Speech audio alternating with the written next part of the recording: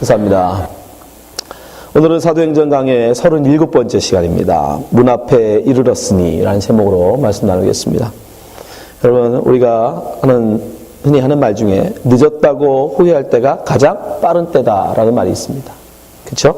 사람은 누구나 다 살면서 후회할 일을 하게 됩니다. 그런데 문제는 그것을 알게 되었을 때, 그 후회한 일을 알게 되었을 때 어떻게 반응하느냐예요. 첫 번째는 어떤 사람은 체념하죠. 이미 늦었어. 할 수 없지 뭐. 라고 그 잘못을 그냥 지나가 버리는 사람. 또 다른 사람들은요, 늦었지만 이제라도 그것을 바로잡으려고 노력하는 사람들이에요. 그러나 여러분 잘 아시겠지만 뭔가 우리가 잘못했을 때, 뭔가 후회할 일을 하였을 때 그것을 바로잡는다는 건 쉬운 일이 아닙니다. 특별히 우리가 거짓말을 했을 때 여러분, 그 거짓말을 다시 돌이키는 건 정말 많은 어려움이 있습니다. 사실 거짓말은 대부분 거짓말로 덮는 게 제일 쉽습니다. 그렇죠? 거짓이 보태지면 진리가 되기 때문이에요. 사람들에게 그것을 진리로 전하려면 할 수 없이 거짓은 거짓말로 덮어야 합니다. 그러나 용기 있게 거짓이 거짓이었다라고 이야기하면 그 거짓은 거짓으로 드러나고 본인은 이제 다시 시작할 수 있어요. 근데 문제는 그것을 거짓이라고 인정하는 순간 나는 거짓말쟁이가 되어야 하고 사람들한테 부끄러움을 당해야 한다는 거예요. 근데 많은 사람들이 그 부끄러움이 싫어서 그 기회를 놓칩니다. 그래서 결국은 죄의 원리가 드러나죠. 여러분, 죄라는 것은 반드시 그 죄가 다른 죄를 불러온다는 거예요. 거짓이 사람들에게 참말로 드러내기 위해서 거짓말이 또 다른 거짓말이 있어야 하듯이, 그렇죠? 죄는 반드시 여러분 또 다른 죄를 불러옵니다. 그래서 이거 한 번쯤 넘어가도 괜찮겠지. 이제 뭐 그걸 바로잡지 않아도 괜찮겠지. 아무도 모르니까. 그러나 여러분, 반드시 그 죄는 또 다른 죄를 불러오게 되어 있어요. 오늘 본문에도 보면 어떤 이가 분명히 회개할 기회가 있었는데, 돌이킬 기회가 있었는데 그걸 돌이키지 못하고 하나님 앞에 심판을 받는 자가 등장합니다. 우리가 지난 시간 살펴봤던 바로 아나니아와 삽비라예요. 아나니아는 하나님 앞에, 결국 베드로 앞에 거짓말을 함으로 결국 어떻게 됩니까? 심판을 받아 죽습니다. 근데 그와 함께 공무했던, 남편 혼자 한 일이 아니라 그 아내 삽비라와 함께 공무했어요. 함께 상의하고 함께 벌인 일이에요. 근데 하나님은 두 사람을 한 번에 죽이지 않으셨어요. 오늘 본문에 보시면 그 아내에게는 3시간이라는 시간을 주셨다는 걸 알 수 있어요. 자, 사도행전 5장 7절 한번 보여주세요. 3시간쯤 지나 그 아내가 생긴 일을 알지 못하고 들어오니. 여러분, 이 3시간이 별것 아닌 것 같지만 이건 굉장히 이상한 일이에요. 다른 사람도 아니고 바로 자기 남편이 죽었습니다. 이 남편 아나니아가 그냥 누군지도 모르고, 사람들이 저 사람이 누군지도 모르고, 그 아내가 누군지도 모르고, 그냥 행방불명자, 어쩌면 노숙자로 죽었다면 몰라도 누구나 다 아는 사람들이에요. 아나니아 남편이 삽비라는 것도 모두가 다 압니다. 그런데 어떻게 된 일인지 남편이 죽었는데 그 아내가 그 남편이 장사된 걸 몰라요. 그게 있을 수 있습니까? 다른 사람도 아니고 어떻게 그 아내가 남편이 죽어 장사 지낸 걸 모르냔 말이에요. 그건 하나님의 섭리인 거예요. 이건 있을 수 없는 일이에요. 멀리 있는 이웃사촌도 아니고 멀리 사는 친척도 아니고 함께 늘 살던 아내가, 그것도 모든 교인들이 다 아는 그 아내가 남편이 장사된 걸 몰라요. 3시간 동안. 그리고 그 3시간 뒤에 삽비라는 그 아내는 아무것도 모르고 베드로 앞에 섭니다. 그리고 베드로가 묻죠. 정말 이것이 다냐? 이것이 너희들이 판 모든 전부냐? 남편에게 똑같은 질문을 합니다. 자, 8절 9절 보세요. 베드로가 그러되 그 땅 판 것이 이것뿐이냐? 내게 말하라. 하니 가로되 예, 이뿐이로다. 그때 베드로가 뭐라고 얘기합니까? 베드로가 가로되 너희가 어찌하여 함께 꾀하여 주의 영을 시험하려 하느냐. 보라, 내 남편을 장사하고 오는 사람들의 발이 문 앞에 이르렀으니 또 너를 메어 내가리라. 남편 삽비라와 아내가 똑같이 공모해서 하나님 앞에 욕심을 내어 그들은 죄를 지었습니다. 야고보서에 말한 대로 사람이 욕심이 잉태한 즉 죄를 낳는 거예요. 내가 사람들한테 나는 믿음 좋은 사람이야. 저 부부는 정말 대단한 사람들이야. 라는 칭찬을 얻기 위해서 그 욕심으로 그 부부는 자기의 재산의 얼마를 숨기고 이게 전부인 척 행세했습니다. 교회를 속였습니다. 사도들을 속였습니다. 하나님 앞에 거짓을 드러냈습니다. 그 죄가 결국은 드러나므로 하나님은 그들을 심판하십니다. 그런데 하나님은 아나니아는 그 즉시 죽이고 3시간의 시간을 두고 삽비라에겐 기회를 주셨어요. 무슨 기회? 결과적으로 보면 남편을 장사한 사람들이 장사를 끝내고 돌아오기까지, 그 젊은이들이 장사를 치내고 돌아와 문 앞에 이르기까지 삽비라에게는 기회가 있었어요. 마지막 회개할 기회. 한 번 더 하나님은 삽비라에게 기회를 주셨어요. 네, 그것은 제 잘못입니다. 아니요, 이것은 전부가 아닙니다. 사실은 제가 그것의 일부를 숨겼습니다. 사람들한테 잘난 척 하려고, 사람들한테 믿음이 좋은 척 보이려고 사실은 제가 교회 앞에 거짓말을 했습니다. 라고 회개할 기회가 있었어요. 근데 그렇게 회개하려면 뭐가 필요하죠? 용기가 필요해요. 수많은 사람들 앞에서 자기가 거짓말쟁이였음을, 자기가 그런 신앙에, 그런 수준의 신앙을 갖고 살았음을 사람들한테 드러내야 해요. 쉽지 않죠. 그게 얼마나 어려운 일이에요. 마치 사람들이 보는 앞에서 자기 옷을 빨가벗는 것과 똑같은 거예요. 근데 그 부끄러움이, 그 창피함이 싫어서 결국 삽비라는 회개할 기회를 놓치고 맙니다. 그리고 죽임을 당합니다. 하나님의 심판을 받습니다.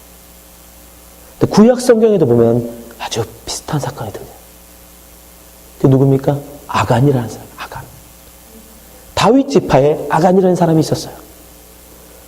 출애굽한 이스라엘 민족이 제일 먼저 친 가나안 땅에 들어가서 정복한 성이 여리고성입니다. 여리고성은 엄청나게 큰 성이에요. 어마어마하게 큰 성이었기 때문에 그 안에는 어마어마한 보물들이 많았어요. 은금이 풍부했습니다. 먹을 것이 풍부했어요. 값비싼 옷들이 준비했습니다. 그런데 하나님은 그들에게 아무것도 손대지 말라고 하셨어요. 여리고의 모든 것은 다 하나님께 바치라고 했어요. 그래서 그것을 훔치는 것은, 그것을 취하는 것은 곧 하나님의 것을 도둑질하는 거예요. 그런데 아간이 겁없이 그것의 얼마를 훔칩니다. 여호수아 7장 1절. 이스라엘 자손들이 바친 물건을 인하여 범죄하였으니 이는 유다 지파 세라의 증손 삽비라의 손자 갈미의 아들 아간이 바친 물건을 훔치었습니다. 여호와께서 이스라엘 자손들에게 진노하시니라. 욕심, 저것을 갖고 싶다라는 그 욕심이 결국 그것을 도둑질하는 죄를 낳은 거예요. 그 죄가 근데 어떤 결과를 가져오시는지 아십니까? 이스라엘 민족이 그 죄로 말미암아 아이성을 칠 때에 패하게 돼요. 무참하게 패하게 돼요. 별것도 아닌 작은 성이었는데 그 성에 쳐들어갔다가 결국 패하게 됩니다. 그러자 이스라엘 민족은 알게 되죠. 우리 중에는 죄인이 있다. 우리 중에 감히 하나님의 것을 훔친 자가 있다. 그가 누구인지 제비뽑기를 해서 찾아내자. 그래서 제비뽑기를 시작합니다. 근데 여러분, 놀라운 은혜가 이 속에 있어요. 자, 여호수아 7장 16절 보세요. 이에 여호수아가 아침 일찍 일어나서 이스라엘을 그 지파대로 가까이 나오게 하였더니 유다 지파가 제일 먼저 12지파 중에 어느 지파에 소속된 사람인지 찾자. 그래서 지파의 대장들 모아서 뽑습니다. 유다 지파가 걸립니다. 유다 지파 내에도 많은 유다의 아들들이 있었어요. 그 족속대로 그러면 어느 족속에 속하는지 뽑아보자. 17절. 유다 족속에 가까이 나오게 하였더니 세라 족속이 뽑혔고, 세라 족속을 뽑은 중에 세라의 또 아들들을 뽑습니다. 세라 족속에 각 남자를 가까이 하였더니 삽디가 뽑혔고, 드디어 아간의 아버지가 뽑혔어요. 그러자 아간의 아버지 삽디가 그 아들들을 불러 모읍니다. 그리고 18절.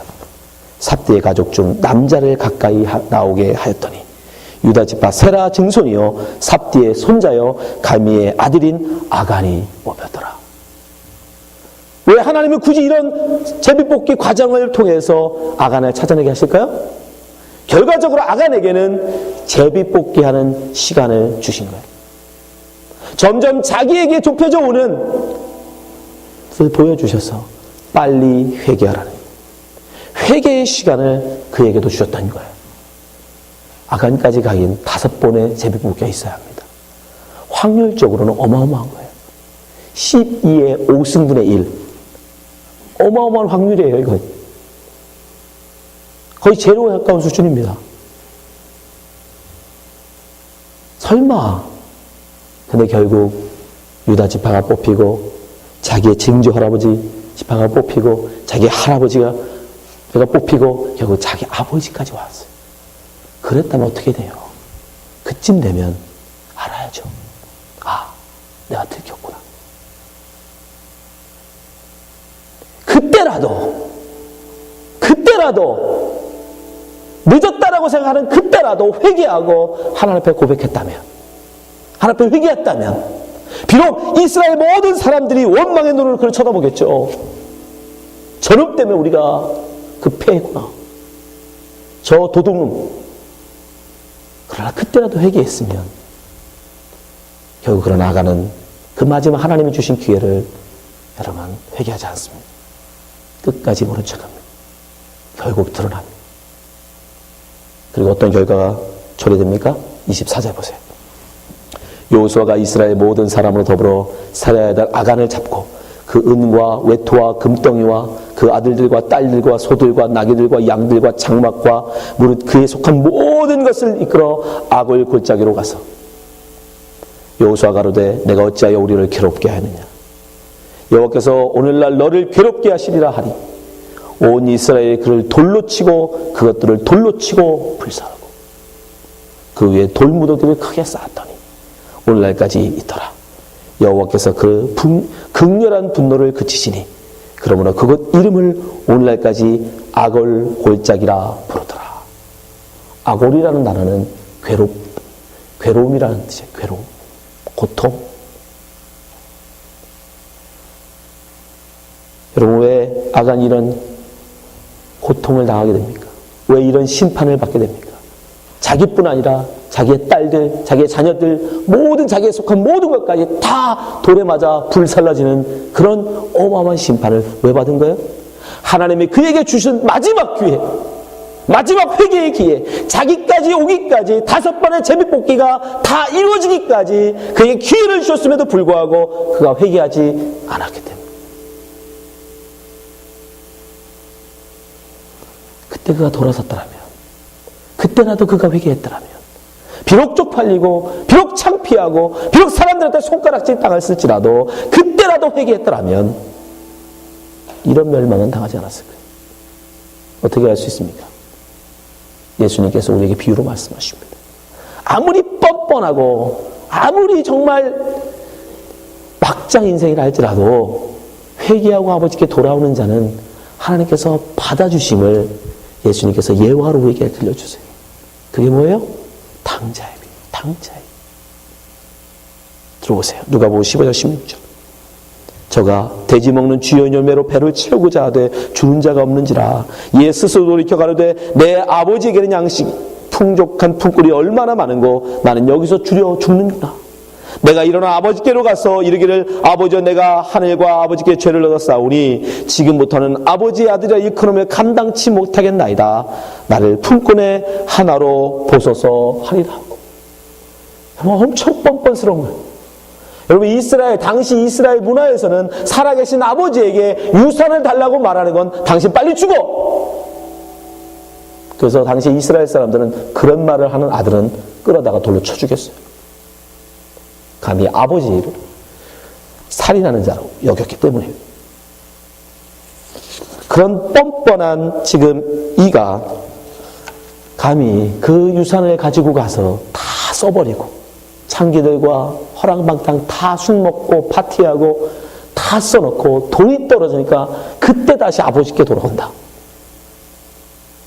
정말 뻔뻔하잖아요. 어떻게 그런 뻔뻔할 수가 있습니까? 어떻게 그게 배은망덕할 수 있어요? 근데 탕자는 그렇게 해요. 사실은 탕자가 고민했겠죠. 갈등했겠죠. 예, 탕자는 돌아가도 아버지가 용납한다 할지라도 동네 사람들을 눈에 띄었다가는 돌에 맞아 죽습니다. 근데 탕자는 결심해요. 돌에 맞아 죽어도 내가 비록 뻔뻔하지만 동네에서 고개 들고 살 수 있는 그런 사람이 못 된다 할지라도 난 아버지께로 돌아가야겠다. 이제라도 가야겠다. 그리고 돌아갔더니 어떤 일이 벌어져요? 20절 보여주세요. 이에 일어나 아버지께로 돌아가니라. 돌아가요. 늦었지만, 뻔뻔하지만, 정말 누가 봐도 나쁜 놈이지만 그 그름에도 회개하고 아버지께로 돌아가요. 근데 어떻게 해요? 아버지가 아직도 상거가 먼데, 저는 이 말씀이 너무 감사해요. 아직도 상거가 멀어요. 웬만한 사람들 눈에는 보이지도 않아요. 그렇게 멀리 있는 아들을 아버지는 알아보고 아들이 뛰어가요. 그리고 끌어안아요. 아직도 상거가 먼데 아버지가 저를 보고 치근히 여겨 달려가 목을 안고 입을 맞추니 잘했다. 우리 아버지 하나님의 마음이에요. 장사한 사람들이 우리 문 앞에 들어오기 전에 하나님이 주시는 마지막 기회를 여러분에게 주실 때 여러분 회개하시기 바랍니다. 제비를 뽑아서 점점점 나한테 다가올 때 비록 내가 그 자리에서 사람들 앞에 고백하면 마치 빨개 먹여지는 것 같고 사람들한테 쪽팔리고 사람들한테 부끄럽고 사람들한테 차마 고개를 들 수 없는 그런 괴로움이 있다 할지라도 여러분 그때라도 회개하고 돌아가셔야 합니다. 그럼 하나님은 여러분을 맞아주십니다. 상거가 멀도 맨발로 뛰어오는 아버지처럼 하나님은 여러분을 맞아주실 것입니다. 여러분 아무리 뻔뻔스럽고 아무리 배은망덕한 짓을 했을지라도 하나님에게 여러분에게 주신 그 마지막 기회를 주실 때에 회개하시기 바랍니다. 하나님께 돌아가시기 바랍니다. 더 늦으면 늦을수록 여러분의 죄는 늘어나는 갈 뿐이에요. 여러분의 죄는 커질 뿐입니다. 그러니 하나님께서 여러분에게 기회 주실 때에 돌아가시기 바랍니다. 회개하시기 바랍니다. 하나님 이사야를 통해서 우리에게 말씀하십니다. 이사야 55장 6절 너희 여호와를 만날 만할 때 찾으라. 가까이 계실 때 그를 부르라. 하나님이 기회 주실 때에 회개하라는 거예요. 악인은 그 길을 불의한 자는 그 생각을 버리고 여호와께로 돌아오라. 그리하면 그가 궁일이 여기시니라. 우리 하나님께로 나오라. 그가 널리 용서하시리라. 예, 하나님은 용서하십니다. 아무리 여러분이 뻔뻔스러운 죄를 지었지라도 아무리 여러분이 극악무도한 죄를 지었을지라도 하나님 여러분의 기회 주실 때 장사한 자들이 문 앞에 오기 전에 여러분들이 회개한다면 하나님이 기꺼이 여러분을 용서하실 거예요. 베드로서 3장 8절에 베드로는 우리에게 이렇게 말씀합니다. 사랑하는 자들아 주께서는 하루가 천년 같고 천년이 하루 같은 이 한 가지를 잊지 말라. 왜 하나님이 이렇게 하루를 천년처럼 여기 하실까요? 9절 주의 약속은 어떤 이에 더디다고 생각하는 것 같이 더딘 것이 아니로 오직 너희를 대하여 오래 참으사 아무도 멸망치 않고 다 회개하기에 이르기를 원하시느니라. 왜 하나님이 이 마지막 심판을 지어나오고 계십니까? 왜 예수 그리스도를 보내셔서 죄인들을 다 불구덩이에 저 악을 골짜기에 쳐넣으시는 심판을 미루고 계신 줄 아십니까? 여러분에게 마지막 기회를 주고 계십니다. 마지막 회개의 기회를 여러분에게 주고 계신 거예요. 어서 돌아와라. 어서 그 자리에서 회개하고 돌아오기를 하나님이 바라시고 아직도 당신의 심판을 지어나고 계신 거예요. 그 3시간을 우리에게 허락하신 거예요. 제비뽑기의 시간을 우리에게 허락하신 거예요. 제발 여러분 하나님께 돌아가시기 바랍니다. 그만 여러분의 욕심만을 채우는 일에 마음 쓰지 마시고 그 욕심을 채우고 채워봐야 끝없는 것이 여러분의 욕심이에요. 그 욕심은 반드시 죄를 낳습니다. 하나님을 거역하는 죄, 나만을 드러내는 죄, 나만을 자랑하고 싶은 교만으로 반드시 가고 그 교만은 반드시 하나님 앞에 멸망받게 돼 있어요. 언제까지 여러분을 위해 살 겁니까? 언제까지 여러분은 여러분의 욕심만을 위해서 사실 겁니까? 하나님의 심판이 문 앞에 가까이 오고 있습니다. 마지막 심판이 지금 우리 앞에 이르고 있습니다. 언제 우리가 하나님 앞에 설지 그건 아무도 모릅니다. 여러분한테 하나님이 기회 주실 때, 마지막 회개의 시간을 여러분에게 지금 허락하셨을 때 빨리 하나님께 돌아가시기 바랍니다. 회개하시기 바랍니다. 기도하겠습니다.